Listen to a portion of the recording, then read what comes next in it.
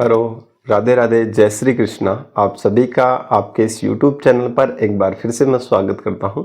दोस्तों, हम previous class में बात कर रहे थे राजस्थान की हस्तकला के बारे में। आज उसी हस्तकला वाले टॉपिक को अपन आगे बढ़ाएंगे और आज कुछ पॉइंट्स पर अपन बात करेंगे, कुछ फैक्ट्स जो हैं उनके ऊपर बात करेंगे। और आज जिन पॉइंट की मैं बात करूंगा वो यहाँ पर लिखे हुए हैं। फड़ चित्रकला के बारे में देखेंगे, कठपुतली के बारे में देखेंगे, उस्ता कला के बारे में देखेंगे और मथेरना कला के बारे में। यहाँ पर अधिकतर एग्जाम्स के अंदर क्वेश्चन पूछे गए हैं, उनकी मैं डिटेल से बात करूँगा कि कौन से एग्जाम के अंदर पूछे गए हैं और कौन से एग्जाम में पूछने की संभावना व्यक्त की जाएगी। ठीक है, तो आज अपन इस बात को करेंगे, विस्तार से बात करेंगे।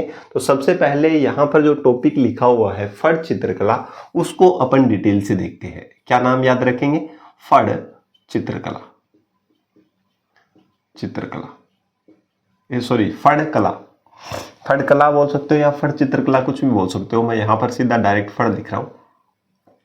चलिए, अब अपन इस पे बात कर लेते हैं। दोस्तों, फड़ वैसे कोई शब्द नहीं है अपने आप में, ये जो पट शब्द जो है वहां से अपभ्रंश होकर के फड़ बना है।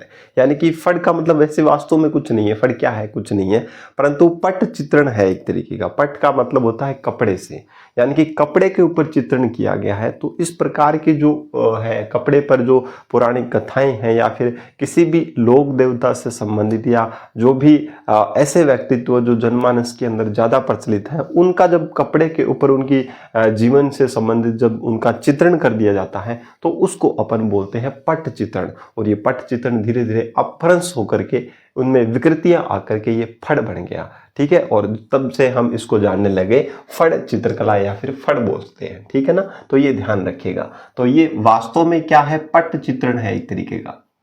पट चित्रण है, कपड़े पर चित्रण है। ठीक है ना, तो ये याद रखिएगा। इसको पट चित्रण भी अपन कहते हैं। कपड़े के ऊपर चित्रण किया गया है किसी भी लोक देवता या फिर जनमानस में प्रचलित जो व्यक्ति है या फिर देवी देवताओं से संबंधित जो चित्र कपड़े पर बनाए जाते हैं उनको अपन बोलते हैं फड़ बोलते हैं। ठीक है, चलिए बात करते हैं फड़ की। अगर मैं बात करूं तो यहाँ पर जो फड़ जो है प्रसिद्ध कहाँ की है, तो याद रखिएगा जो प्रसिद्ध जो स्थल जो है फड़ के लिए, तो याद रखिएगा शाहपुरा भीलवाड़ा। शाहपुरा भीलवाड़ा, शाहपुरा भीलवाड़ा की ये प्रसिद्ध है। दोस्तों, एक चीज ध्यान से सुनिएगा, जो जोशी परिवार जो है शाहपुरा भीलवाड़ा का, वो इसके अंदर सिद्धस्त है फड़ बनाने में। तो ये भी थोड़ी सी बातें ध्यान रखिएगा। यहां से फड़ की अगर मैं बात करूं दोस्तों, तो फड़ के अंदर जो भी चीजें हैं, तो इसके अंदर मुख्य जो रंग है, अगर मैं मुख्य रंग की अगर बात करूं तो यहाँ पर कौन कौन से रंगों का यूज किया गया है, तो ध्यान से सुनिएगा। इसमें जो मुख्य रंग है वो लाल और कौन सा है, तो हरा है। लाल और कौन सा है? हरा है। ठीक है ना। अब फड़ एक्चुअल में क्या है, तो कपड़े पर मिट्टी के रंगों से चित्रण किया जाता है। कपड़े पर मिट्टी रंगों से या मिट्टी के रंगों से जो चित्रण होता है उसी को अपन क्या बोलते हैं? फड़ कहते हैं। ठीक है ना, तो क्या है, कपड़े के ऊपर जो मिट्टी का जो चित्रण किया, मिट्टी के जो रंगों से जो चित्रण किया जाता है उसको अपन बोलते हैं फड़ चित्रण। लगभग मुख्य रंग की अगर बात करें तो लाल और हरा रंग इसके अंदर मुख्यतः यूज किया जाता है। अगर बात करें फड़ के अंदर, तो फड़ के अंदर अगर मान लीजिए यहाँ पर कोई देवी देवताओं से संबंधित अगर कोई भी चित्र बनाए जाते हैं उस कपड़े के अंदर, तो एक चीज आप यहाँ से ध्यान से सुनिएगा, इसका जो वाचन जो है वो कौन करते हैं? इसका जो वाचन है वो भोपे करते हैं। कौन करते हैं? भोपे वाचन करते हैं। ठीक है, समय कब रहेगा वाचन करने का, तो ध्यान से सुनिएगा। ऑलमोस्ट लगभग जो है वो रात्रि में ही फड़ का वाचन किया जाता है। कब किया जाता है? रात्रि के समय फड़ का वाचन करते हैं भोपे। और जो भोपिन है या जो फड़ का वाचन करते हैं वो क्या करते हैं, दो बांस के डंडों के बीच में उस कपड़े को या फड़ को क्या कर देते हैं, तान देते हैं और फिर उनको लय के साथ क्या करते हैं, गीतों के माध्यम से क्या करते हैं, उसको बांसते हैं। उसको फड़ बांचना कहते हैं। ठीक है ना, समय क्या है? रात्रि है। रात्रि के समय बांचते हैं। इसके अंदर क्या है, वाचन के समय क्या होता है, जो भोपिन जो होती है, भोपिन जो है, ठीक है ना, भोपिन जो है वो क्या करती है, लालटेन लिए खड़ी रहती है। लालटेन लेकर खड़ी रहती है और वाचन करती है। लालटेन लेकर क्या रहती है, खड़ी रहती है।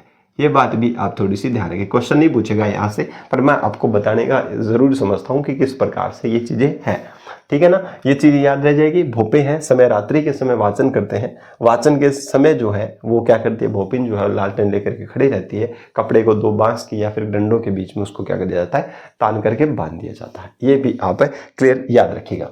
यहाँ से अगर दोस्तों मैं बात करूं, अगर मान लो फड़ पर किसी देवी देवताओं का या फिर चित्रण किया गया है, तो उस फड़ चित्रण में ध्यान से सुनिएगा, जो चित्रण जो होता है उसके अंदर मान लो अगर किसी देवी को दिखाया गया है, किसी देवी को अगर फड़ में दिखाया गया है, तो उसको हमेशा कौन से रंग से चित्रण किया जाता है, तो याद रखिएगा नीले रंग से। किससे? नीले रंग से। अगर कोई देवता का चित्रण आपको अगर मिलता है फड़ के अंदर, तो वो ध्यान से सुनिएगा, वो लाल रंग से दिखाया जाएगा, ठीक है। राक्षस की प्रवृत्ति क्या होती है, काली प्रवृत्ति होती है, ब्लैक होती है। तो राक्षस जो दिखाए जाएंगे फड़ के अंदर, तो वो कौन से रंग से दिखाए जाएंगे, काले रंग से दिखाए जाएंगे। अक्सर हम देखते हैं कि राक्षस के जो कपड़े हैं टीवी या सीरियल के अंदर, उसमें ब्लैक कलर ही दिखाया जाता है। तो याद रखिएगा, उससे आपको रिलेट करके याद रह जाएगा कि काले रंग से दिखाते हैं। एक चीज और याद रखिएगा, अगर साधु संत दिखाए गए हैं, साधु या संत अगर फड़ के अंदर दिखाए गए हैं, तो दोस्तों ध्यान से सुनिएगा, उनको श्वेत यानी कि सफेद या फिर पीले रंग से दिखाया जाएगा। कौन से रंग से? पीले रंग से दिखाया जाएगा, ठीक है ना। तो ये कुछ चीजें हैं जिनको आपको याद रखना है। कई बार यहाँ से क्वेश्चन पूछ लेगा, ठीक है ना, पूछा तो नहीं गया पर पूछ लेगा कि देवियों के चित्र जो है वह फड़ के अंदर नीले रंग से, देवताओं को लाल रंग से, राक्षस को काले रंग से और साधु और संत को श्वेत या फिर पीले रंग से आपको दिखाया जाएगा। एक कलाकार की अगर बात करें, फड़ के अंदर जो भी कलाकार हैं उनकी अगर मैं बात कर लूं, तो उनके नाम याद रखिएगा। पहला नाम याद रखिएगा, श्रीलाल जोशी। श्रीलाल जोशी, देखो श्रीलाल जोशी साहब जो है शाहपुरा भीलवाड़ा से बिलोंग करते हैं, और इनको फड़ चित्रण के लिए 2006 के अंदर पद्म श्री भी मिल चुका है। क्या मिल चुका है दोस्तों? पद्म श्री से सम्मानित इनको किया जा चुका है। तो आपसे क्वेश्चन पूछा जा सकता है कि पद्म श्री से सम्मानित होने वाले कौन से फड़ चित्रकार हैं, तो याद रखिएगा श्रीलाल जोशी है। 2006 के अंदर इनको सम्मानित किया गया पद्म श्री से। दूसरी बात करें, पार्वती जोशी जी का नाम याद रखिए। पार्वती जोशी भारत की एकमात्र महिला चित्रकार है, फड़ चित्रकार है। तो याद रखिएगा इनके बारे में, भारत की एकमात्र या सबसे पहली एकमात्र महिला चित्रकार, ठीक है ना, एकमात्र प्रथम महिला चित्रकार, प्रथम महिला फड़ चित्रकार है। पहली जो फड़ चित्रकार है वो कौन है, तो याद रखिएगा पार्वती जोशी है। क्लियर, ये याद रख लीजिएगा। उसके बाद में बात करें, शांतिलाल जोशी है। क्या नाम याद रखेंगे? शांतिलाल जी जोशी। ये भी फड़ चित्रकार है जोशी, और इनमें मुख्य मुख्य आपको मैं बता देता हूं, इन्होंने बहुत सारे फड़ चित्रण किया था, जिनमें से मुख्य मुख्य आपको अगर मैं बताना चाहूं तो याद रखिएगा, इन्होंने स्योंगिता हरण के बारे में चित्रण किया, स्योंगिता हरण का चित्रण किया। एक इन्होंने हाडी रानी का त्याग की बात करें, सिर काट दे दियो छत्राणी उस रानी की, हाडी रानी का त्याग चित्रण किया फड़ के अंदर। एक इन्होंने हल्दी घाटी युद्ध का भी चित्रण किया, हल्दी घाटी युद्ध का चित्रण किया। एक इन्होंने पद्मिनी का जौहर भी दिखाया, रतन सिंह जी वाली पद्मिनी जो है, पद्मिनी जौहर का भी चित्रण किया। और एक इन्होंने नागौर के शासक जो है, जिनका नाम है अमर सिंह जी राठौड़, उनका भी चित्रण किया। अमर सिंह राठौड़ का क्या किया इन्होंने? चित्रण किया। तो ये कुछ मुख्य जो चित्रण इन्होंने जो फड़ चित्रण किया था उनके बारे में मैंने आपको बताया है। याद रखिएगा शांतिलाल जी जोशी के बारे में, ठीक है। अब इसके बारे में अगर हम देखना, श्रीलाल जोशी है, पार्वती जोशी है, शांतिलाल जोशी है, इनके नाम जो है आपको विशेष तौर से आपको याद रखने हैं। दोस्तों एक चीज और याद रखिएगा आप, रामलाल और एक नाम याद रखिएगा महिला का, पतासी देवी। कौन सी देवी? पतासी देवी। इन दोनों ने मिलकर के क्या किया, एक फिल्म अभिनेता जिनका है, विख्यात फिल्म अभिनेता जिनका नाम है अमिताभ बच्चन साहब, अमिताभ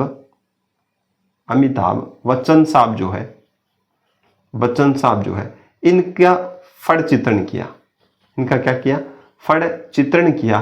और इसका जो फड़ का जो वाचन जो है वो कहां पर किया था? अमेरिका में किया था। ये भी क्वेश्चन पूछने की प्रबल संभावना रहती है, नए क्वेश्चनों में पूछ लेगा कि रामलाल और पतासी देवी ने किसका चित्रण किया, तो याद रखिएगा अमिताभ बच्चन जी का चित्रण किया और जिसका वाचन कहां पर किया, अमेरिका में। ठीक है, अब एक क्वेश्चन और जो आपको ध्यान में रखना है वो याद रखना है, फड़ ठंडी होना किसको कहते हैं। ठीक है, अब जगह ही नहीं बच रही, कहां लिखे, यहां लिख देता हूं। चलो, फड़ ठंडी होना किसे कहते हैं, फड़ ठंडी होना किसे कहते हैं। तो फड़ ठंडी किस में करते हैं, तो याद रखिएगा पुष्कर झील में करते हैं। पुष्कर झील कहां पर है, अजमेर में। ये मैं आपको बता देता हूं क्या होता है फड़ ठंडी करना किसको बोलते हैं, पुष्कर झील में करते हैं। दोस्तों, जब फड़ जो है या कपड़े पर बने हुए चित्रण जिसको अपन फड़ बोलते हैं, अगर वो फट जाती है कहीं से या फिर वो जर्जर हो जाती है किसी कारण से, वो अस्त व्यस्त या फिर एकदम खराब हो जाती है, तो उसको अपन क्या करते हैं, ऐसे ही नहीं बिखेरते हैं, उसको पुष्कर झील जो है अजमेर वाली, उसमें उसका विसर्जन करते हैं फड़ का। ठीक है ना, और उसको विसर्जन करने को बोलते हैं फड़ को ठंडी करना। और फड़ को ठंडी कहां पर किया जाता है, तो याद रखिएगा पुष्कर झील में किया जाता है। तो ये कुछ बेसिक फंडामेंटल चीजें थी फड़ चित्रकला या फड़ कला के बारे में, जिसको आपको याद रखना है। एक बार वापस से रिकॉल करवाता हूं। एक चीज और आप लगे हाथी इसके साथ याद रखिएगा कि राजस्थान के अंदर प्रथम ऐतिहासिक जो फड़ बनी है, राजस्थान में प्रथम ऐतिहासिक फड़, ठीक है ना, फर्स्ट ऐतिहासिक फड़ की याद रखिएगा, ऐतिहासिक फड़। राजस्थान में फर्स्ट ऐतिहासिक फड़ जो है वो किसकी है, हाड़ी रानी की फड़ है। हाड़ी रानी की फड़ है, वो राजस्थान की पहली क्या है, ऐतिहासिक फड़ मानी जाती है। ठीक है ना, ये इतना भी आप थोड़ा ध्यान रखिएगा। अब वापस से रिकॉल करवा रहा हूं, एक एक चीज वापस से बता रहा हूं। फड़ क्या है, एक्चुअल में कपड़े पर बनाए गए चित्र है जो देवी देवताओं से संबंधित हो सकते हैं, किसी लोक देवता से संबंधित हो सकते हैं, किसी ऐसे व्यक्ति से जो जनमानस के अंदर बहुत ज्यादा पॉपुलर है, उनसे के जो जीवन से चरित्र जो भी चित्रण किया जाता है वो फड़ के अंदर कैटेगरी में आता है। वास्तव में एक्चुअल में ये पट चित्रण है जिसका अपभ्रंश होकर के फड़ चित्रण बना। ठीक है, प्रसिद्ध कहां पर है, सागरव भीलवाड़ा के ये प्रसिद्ध है। मुख्य रंग की अगर बात करूं तो लाल और हरा रंग इसका मुख्य रंग है। ठीक है, और अगर इस फड़ के अंदर अगर देवी देवताओं को, देवी का चित्रण किया जाता है नीले रंग से दिखाएंगे, देवताओं को लाल रंग से, राक्षसों को काले रंग से, और साधु संत जो है उनको सफेद या फिर कौन से पीले रंगों से दिखाया जाएगा। ठीक है, रामलाल और पतासी देवी जो है उन्होंने अमिताभ बच्चन जी का फड़ चित्रण किया था और जिसका वाचन अमेरिका में किया था। ठीक है ना, ये याद रखिएगा। अगर बात करें फड़ का वाचन भोपे करते हैं अक्सर, और भोपिन जो है वो लालटेन लेकर के खड़ी रहती है। जो कपड़ा जो है फड़ जो जिसको बोलते हैं वो दो लंबे डंडों के सहारे, दो लंबे डंडों के बीच में उसको क्या कर दिया जाता है, तान दिया जाता है, और फिर उसका रात्रि के समय क्या करते हैं, वाचन करते हैं। कुछ चित्रकारों की अगर मैं बात करूं तो श्रीलाल जोशी है जिनको 2006 में पद्मश्री से सम्मानित किया गया, और पार्वती जोशी जी है जो भारत की एकमात्र प्रथम फड़ चित्रकार है। शांतिलाल जोशी है जिन्होंने मुख्य रूप से जिन जिन फड़ों का निर्माण किया था उनके बारे में हमने डिटेल से बात की है। तो ये फड़ चित्रण जो है इसका एक बार आप स्क्रीनशॉट ले लीजिएगा। अब प्रीवियस क्लास में, चित्रकला वाली क्लास में भी मैंने आपको कुछ पढ़ाए थे लोक देवताओं के बारे में, उनकी फड़ के बारे में बताया था कुछ बेसिक चीजें। आज उनको एक बार वापस से रिकॉल करते हैं। ठीक है, सबसे पहले मैं बात कर लेता हूं रामदेव जी की, सॉरी किसकी, पाबू जी की फड़। किसकी फड़, पाबू जी की फड़। शॉर्ट में मैं बात करूंगा। ठीक है, एकदम पॉइंट ऑफ व्यू, पॉइंट जो है, बेसिक पॉइंट जो है उन पे डिटेल से बात करेंगे। पाबू जी की फड़ अगर मैं बात करूं तो पाबू जी की जो फड़ जो है ये राजस्थान की सबसे लोकप्रिय फड़ है और छोटी फड़ है। राजस्थान की लोकप्रिय, राजस्थान की सबसे ज्यादा पॉपुलर, लोकप्रिय और छोटी फड़ है। छोटी फड़ है। तो आपसे पूछ सकता है कि राजस्थान की सबसे लोकप्रिय फड़ का नाम क्या है या छोटी फड़ का नाम क्या है, तो पाबूजी वाली फड़ है। और अगर बात करें पाबूजी वाली फड़ का जो वाचन जो है वो कौन करता है, तो याद रखिएगा ये करते हैं कौन, रेबारी। रेबारी जाति के जो भोपे हैं, रेबारी भोपे जो है वो इसका क्या करते हैं, वाचन करते हैं। ठीक है ना, रेबारी जो है जाति जो है, रेबारी या रायका जाति जो है उनके क्या जो भोपे हैं वो क्या करते हैं, इस फड़ का क्या करते हैं, वाचन करते हैं। अगर मैं बात करूं यंत्र की बात करूं, वाद्य यंत्र, किस वाद्य यंत्र के साथ इसका वाचन किया जाता है, तो याद रखिएगा इस वाद्य यंत्र का नाम याद रखिएगा रावण हत्ता है। क्या नाम है, रावण हत्ता, याद रखिएगा। ठीक है ना, तो ये बेसिक चीजें हैं, बस इतना याद रखोगे काफी है। राजस्थान की लोकप्रिय फड़ है, छोटी फड़ है, और इसका जो वाचन जो है वो कौन करते हैं, रेबारी जाति के जो भोपे जो है वो वाचन करते हैं, रावण हत्ता वाद्य यंत्र के साथ करते हैं। ठीक है, दूसरी अगर मैं बात करूं रामदेव जी की फड़, रामदेव जी की जी की फड़। रामदेव जी की अगर मैं फड़ की अगर दोस्तों मैं बात करूं तो याद रखिएगा इसका जो वाचन है वो कामड़ जाति के भोपे करते हैं। कामड़ जाति के जो भोपे हैं वो इसका क्या करते हैं, वाचन करते हैं। अगर मैं बात करूं वाद्य यंत्र की, अगर मैं बात करूं तो इसका जो वाद्य यंत्र जो यूज के लिया जाता है वो सेम है रावण हत्ता। कौन सा वाद्य यंत्र है, तो रावण हत्ता यूज करके क्या करते हैं, इस फड़ का क्या करते हैं, वाचन करते हैं। और इस फड़ का अगर निर्माण की अगर बात करूं तो निर्माण किसने किया था, इंपॉर्टेंट क्वेश्चन है, चौथमल जोशी। चौथमल जोशी ने फड़ बनाई थी रामदेव जी वाली, तो याद रखिएगा चौथमल जोशी, इन्होंने रामदेव जी क्या बनाई, फड़ बनाई। ठीक है ना, ये 3 चीजें याद रखनी है, कामड़ जाति के भोपे, वाद्य यंत्र रावण हत्ता, निर्माण चौथमल जोशी ने किया था। ठीक है, अब एक चीज और आप याद रखिएगा यहां से, एक मैं लिखता हूं देव नारायण जी की फड़, देव नारायण जी की फड़, देव नारायण जी की फड़। दोस्तों ध्यान से सुनिएगा, इस फड़ का जो वाचन है वो गुर्जर जाति के भोपे करते हैं।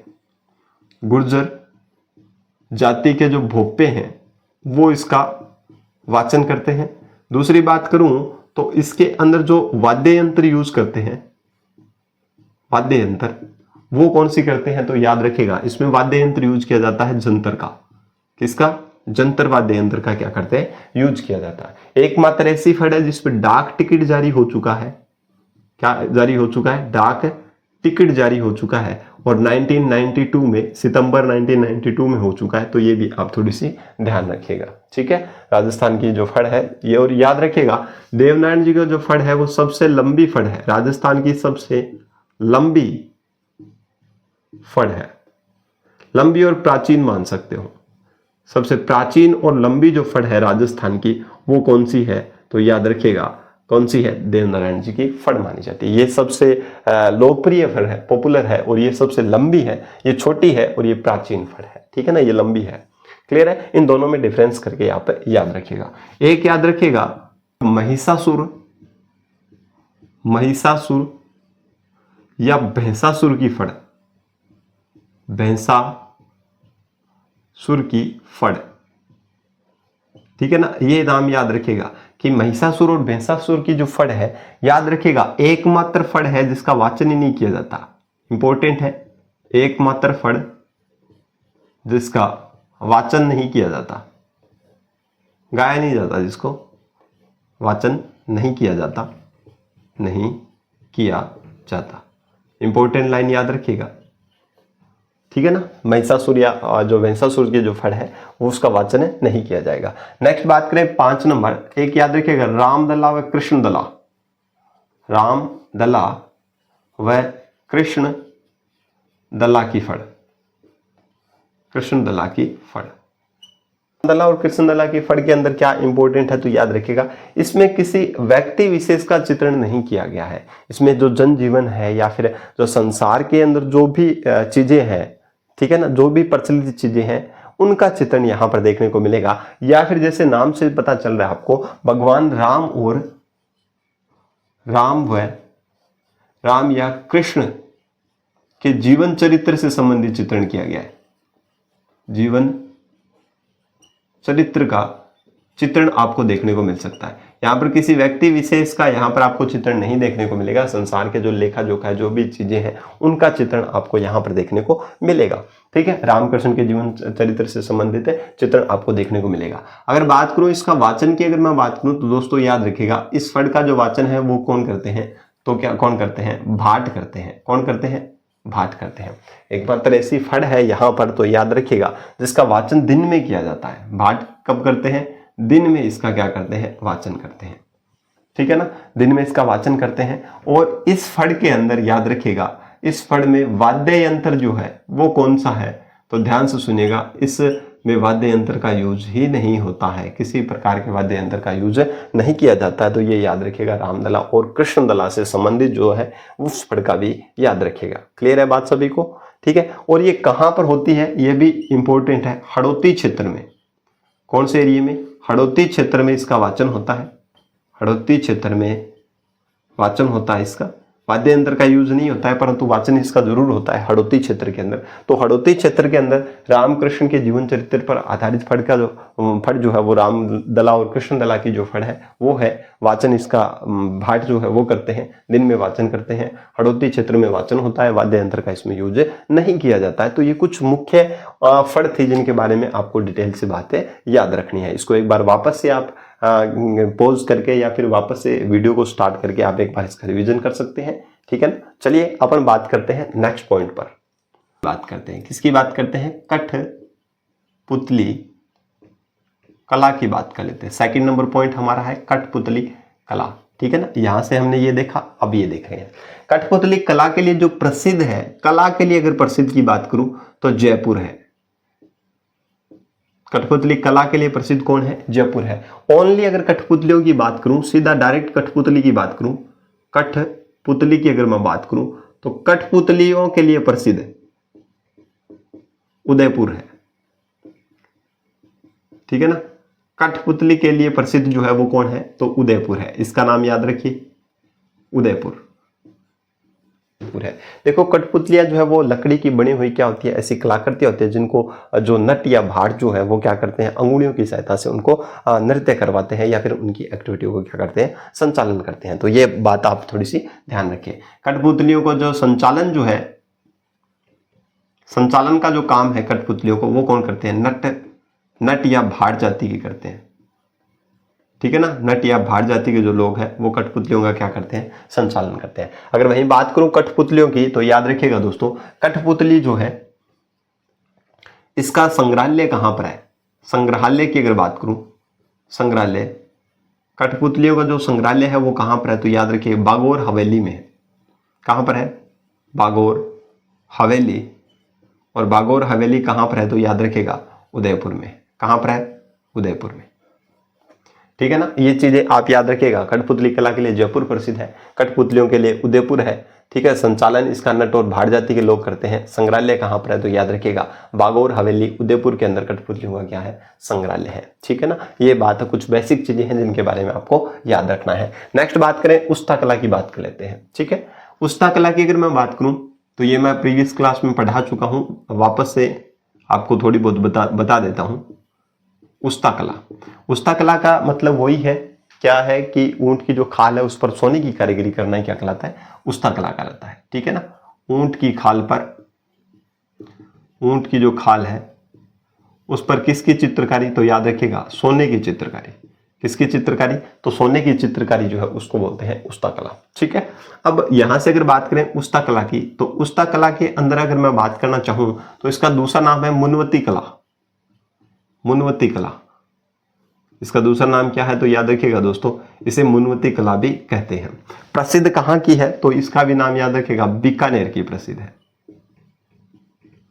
बीकानेर की क्या है, प्रसिद्ध है, ठीक है, ठीक है। इसका जो उद्गम की अगर बात करूं तो सबसे पहले कहां से अगर बात करें, उद्गम की बात करें तो इसका उद्गम हुआ था ईरान में। कहां पर हुआ था, ईरान देश के अंदर इसका क्या माना जाता है, उद्गम माना जाता है। भाई बात करें राजस्थान की अगर बात करें तो राय सिंह जी, बीकानेर के जो राय सिंह जी है, राय सिंह जी व अनूप सिंह जी जो है, अनूप सिंह जी वो लाहौर से लाए थे। कहां से लाए थे, लाहौर से इसके कारीगर लाए थे।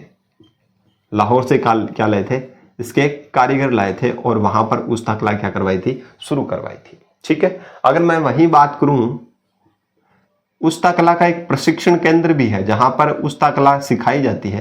तो वो प्रशिक्षण केंद्र कहां पर है, तो याद रखिएगा उस्ता कला का जो प्रशिक्षण केंद्र जो है वो है कहां पर, केमल हाइड ट्रेनिंग सेंटर है। उसका नाम क्या है, केमल हाइड ट्रेनिंग सेंटर है साहब, ट्रेनिंग सेंटर। तो ये वो सेंटर है जहां पर उस्ता कला क्या की जाती है, सिखाई जाती है। और आपको पता है केमल नाम से कोई भी चीजें हैं तो वो कहां पर है, तो बीकानेर में है। तो केमल हाइड ट्रेनिंग सेंटर वो सेंटर है जहां पर उस्ता कला क्या करी जाती है, सिखाई जाती है। केमल हाइड ट्रेनिंग सेंटर जो है यहाँ पर उस्ता कला को प्रशिक्षण दिया जाता है या फिर उस्ता कला के बारे में लोगों को सिखाया जाता है। एक बार वापस से रिकॉल करते हैं, ऊंट की खाल पर सोने की चित्रकारी करने को क्या कहते हैं, उस्ता कला कहते हैं। इसको मुनवती कला भी कहते हैं। बीकानेर की ये प्रसिद्ध है, उद्गम इसका ईरान में हुआ था। राय सिंह जी और अनूप सिंह जी के समय इसके कारीगर जो है वो लाहौर से लाए गए और प्रशिक्षण केंद्र कहाँ पर है, तो कैमल हाइट ट्रेनिंग सेंटर इसका प्रशिक्षण केंद्र है और वहां पर इनका क्या किया जाता है, उस्ता कला के बारे में लोगों को प्रशिक्षण दिया जाता है। बीकानेर के अंदर ये स्थित है। ठीक है, अब यहां से अगर मैं बात करूं कुछ कलाकारों की अगर बात कर लेता हूं, ये मैं बात करूं तो कलाकार, कुछ मुख्य कलाकार आपको याद रखने हैं। एक का नाम याद रखेगा, हिसामुद्दीन उस्ता, हिसामुद्दीन उस्ता याद रखिएगा। इनको उस्ता कला का जादूगर भी कहते हैं। इतने ज्यादा सिद्धस्त थे कि इनको उस्ता कला का क्या कहते हैं, जादूगर, कला का जादूगर। बहुत अच्छी कारीगरी किया करते थे जिसकी वजह से इनको उस्ता कला का क्या कहते हैं, जादूगर भी इनको कहा जाता है। ये भी याद रखिए। इन्हीं उस्ता कला के जादूगर को 1975 के लगभग 1975 में पद्मश्री से सम्मानित किया गया। क्या दिया गया, पद्मश्री से सम्मानित किया गया। एक चीज और याद रखेगा, इस उस्ता कला को जीआई टैग भी मिल चुका है, जीआई टैग मिल चुका है, भौगोलिक संकेतक मिल चुका है। और कब मिला, अभी जस्ट ही मिला था 1-2 साल पहले, 2023 में। ठीक है ना, 2023 में जीआई टैग मिला था। श्रीमान अशोक जी गहलोत के टाइम में इनको उस्ता कला को क्या मिला था, जीआई टैग भी मिल चुका है, ये याद रखिए। इसामुद्दीन उस्ता साहब इनके प्रमुख चित्रकार हुए, ठीक है ना, उस्ता कला के, जिनको 1975 में पद्मश्री से सम्मानित किया गया और इनको उस्ता कला का क्या कहते हैं, जादूगर भी कहते हैं। ठीक है, नेक्स्ट बात करें, रुकनुद्दीन उस्ता भी है, रुकनुद्दीन उस्ता, ठीक है ना, उस्ता, ये भी इसके मुख्य कलाकार हैं। एक याद रखिएगा, इलाही बख्श उस्ता, इलाही बख्श उस्ता, ये भी इसके मुख्य कलाकार रहे हैं। दोस्तों याद रखिएगा, इलाही बख्श उस्ता ने गंगा सिंह जी का चित्र बनाया। गंगा सिंह जी जो बीकानेर के महाराजा जो गंगा सिंह जी हैं, गंगा सिंह जी का क्या किया, चित्रण किया। उस्ता कला में चित्रण किसका किया, तो महाराजा गंगा सिंह जी का क्या किया, इलाही बख्श उस्ता ने क्या किया था, चित्रण किया। ये याद रखें। एक है कायम बख्श उस्ता, कायम बख्श उस्ता। कहा जाता है कि उस्ता कला को सबसे पहले सर्वप्रथम प्रसिद्धि इन्होंने दिलाई थी। सर्वप्रथम उस्ता कला को प्रसिद्धि दिलाने का काम किया था। को प्रसिद्धि किसने दिलाई थी, तो याद रखिएगा दोस्तों, किसने दिलाई थी, कायम बख्श उस्ता ने दिलाई थी। तो ये कुछ मुख्य फैक्ट थे जिनके बारे में आपको याद रखना था। एक बार वापस से रिकॉल करवाता हूं। उस्ता कला जो है, ऊंट की खाल पर सोने की चित्रकारी करना, उसको उस्ता कला कहते हैं। मुनवत्ती कला भी इसको कहा जाता है। बीकानेर की प्रसिद्ध है, उद्गम ईरान से हुआ था। ठीक है, राय सिंह जी, अनूप सिंह जी के समय में ये कारीगर जो है वो लाहौर से लाए गए थे। प्रशिक्षण केंद्र camel height training centre Bikaner में प्रशिक्षण केंद्र है। यहाँ से ये याद रखिएगा, आपसे यहाँ से पूछा जा सकता है। इसामुद्दीन उस्ता जो है उस्ता कला के जादूगर कहे जाते हैं। 1975 में इनको पद्मश्री से सम्मानित किया गया। ये क्वेश्चन इंपॉर्टेंट हो जाता है कि किसको उस्ता कला का जो पद्मश्री प्रदान किया गया, तो याद रखिए इसामुद्दीन उस्ता साहब को। रुकनुद्दीन उस्ता भी है, इलाही बख्श उस्ता जिन्होंने महाराजा गंगा सिंह जी, बीकानेर के महाराजा गंगा सिंह जी का क्या किया था, उस्ता कला में चित्रण किया था। कायम बख्श उस्ता है जिन्होंने सर्वप्रथम उस्ता कला को प्रकाश में या फिर प्रसिद्धि दिलाने या पहचान दिलाने का प्रयास किया। तो ये बात आप थोड़ी सी ध्यान रखिएगा। ठीक है ना, ये उस्ता कला का टॉपिक अपनों ने क्या कर लिया, कंप्लीट कर लिया। बाकी डिटेल्स मैंने बात कर ली है पहले ही। मथेरना कला की अगर मैं बात करूं दोस्तों, याद रखिएगा, मथेरना कला एक प्रकार का भित्ति चित्रण है। भित्ति चित्रण है यानी कि पौराणिक कथाएं या फिर ऐतिहासिक जो कथाएं हैं उनका भित्ति चित्रण किया जाता है। किस कला में, मथेरना कला में। और मथेरना कला कहाँ की प्रसिद्ध है, तो याद रखिएगा दोस्तों, बीकानेर की प्रसिद्ध है। किसकी प्रसिद्ध है, बीकानेर की प्रसिद्ध है। ठीक है ना, तो ये कुछ मेन फैक्ट है जिनके बारे में आपको याद रखना है। एक अगर मैं बात करूं पाने की, अगर बात करूं, अगर मैंने प्रीवियस क्लास में पढ़ा दिया, तो पाने क्या है, पाने एक कला है। और पाने क्या चीज है, तो ध्यान रखिए, पाने कला जो है वो क्या है, तो कागज पर देवी देवता का चित्रण, कागज पर देवी या देवताओं का चित्रण जो है वो पाने कहलाते हैं। देवताओं के चित्रण जो है वो क्या कहलाते हैं, पाने कहलाते हैं। और सबसे ज्यादा पाने जो प्रसिद्ध जो पाने हैं वो किसके हैं, तो याद रखिएगा, श्रीनाथ जी के हैं। श्रीनाथ जी। और श्रीनाथ जी कहां पर है, तो याद रखिएगा, नाथ द्वारा के पाने प्रसिद्ध है। नाथ द्वारा के क्या है, पाने प्रसिद्ध है। ठीक है, एक कला और आती है जहां पर मैं लिखूं तो तारकसी कला। ठीक है ना, तारकसी कला, तारकसी कला। तारकसी कला क्या है, यहां से मैं लिख देता हूं, तारकसी कला, तारकसी है। तारकसी कला जो है वो क्या है, जो चांदी के जो तार जो हैं, चांदी के तारों को गूंथ करके, चांदी के तारों को गूंथ कर आभूषण बनाते हैं। तारों को गूंथ कर यानी कि लपेटे देकर आभूषण बनाते हैं। आभूषण बनाते हैं उन्हें क्या कहते हैं, तारकसी कहते हैं। तारकसी मतलब तार को कश करके, एक तरीके से जो चांदी की जो तार है उनको क्या करके गूंथ करके आपस में लपेटे दे करके उनसे क्या करते हैं, आभूषण बनाए जाते हैं और उनको बोलते हैं तारकसी। और तारकसी कहाँ की प्रसिद्ध है, याद रखिएगा, नाथ द्वारा और जयपुर, नाथ द्वारा की और जयपुर की प्रसिद्ध है।